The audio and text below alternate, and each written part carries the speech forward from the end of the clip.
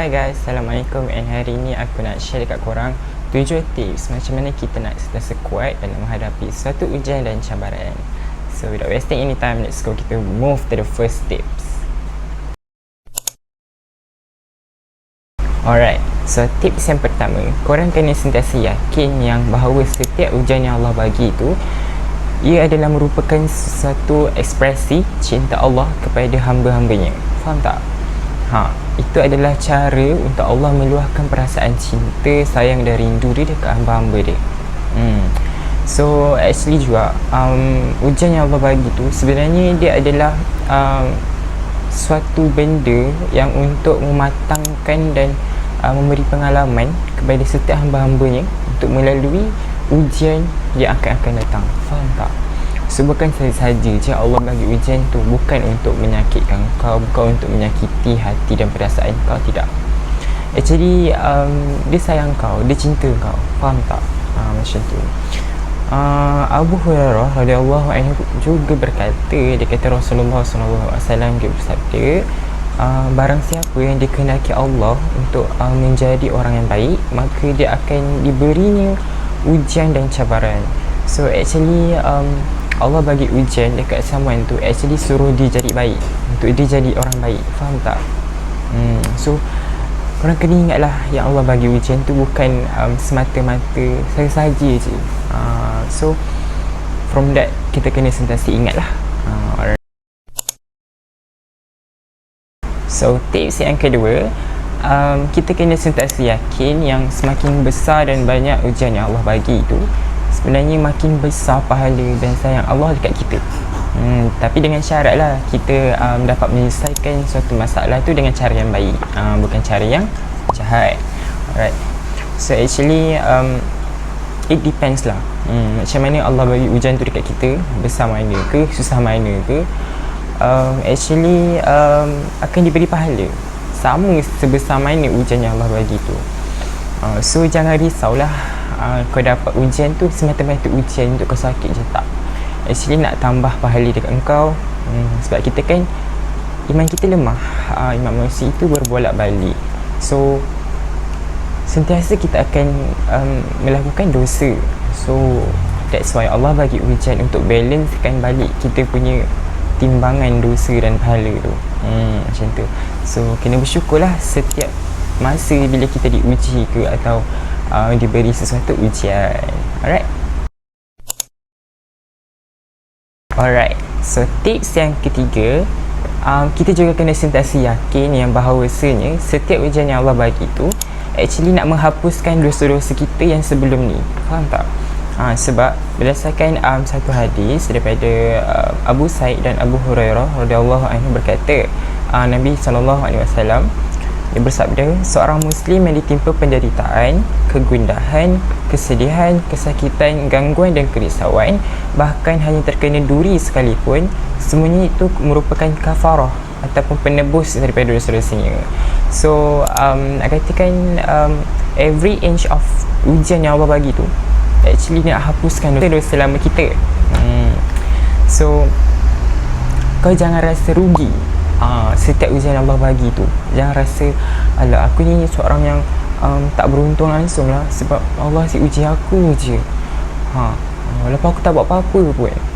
Mungkin maybe sometimes kita rasa macam tu, kita rasa kita ni tak buat apa-apa kesalahan pun. Sebab sometimes kita buat kesalahan dalam keadaan kita tak sedar, dalam kita sakitkan hati orang lain ke, buat something yang actually kita tak sedar yang benda tu adalah benda yang salah. So from that Allah nak tegur kita, Allah nak betulkan kita punya amalan balik. Allah nak hapuskan dosa-dosa kita based on apa yang diuji. So sebenarnya kuatlah menghadapi satu ujian tu.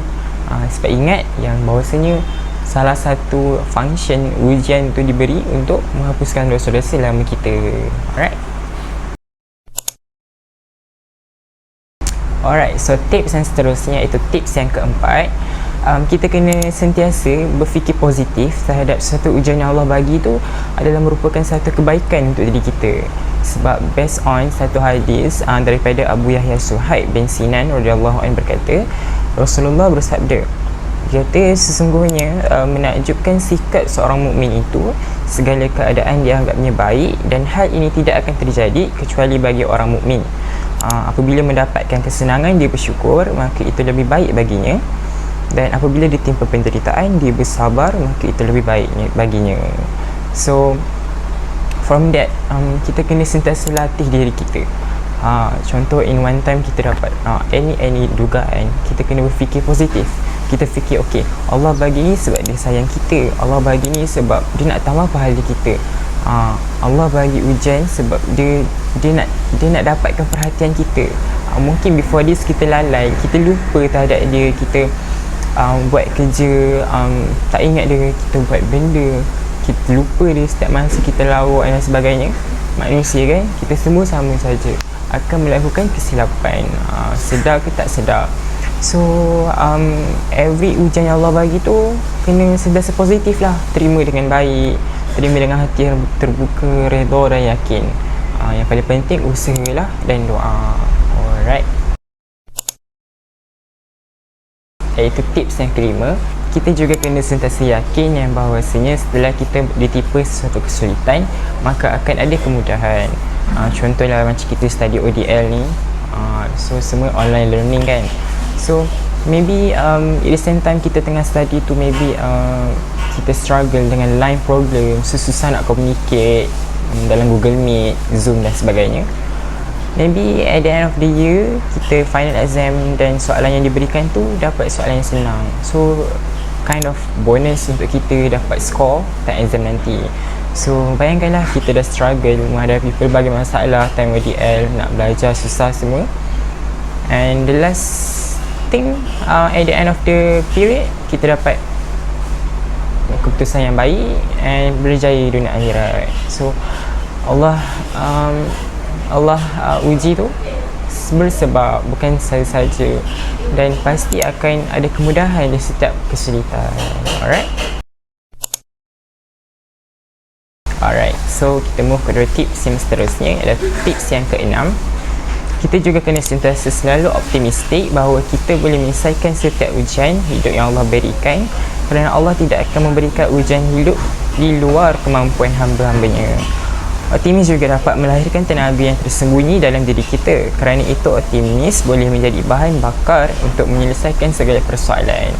So actually Allah tu dia tak membebani seseorang hamba tu lebih daripada kemampuan dia.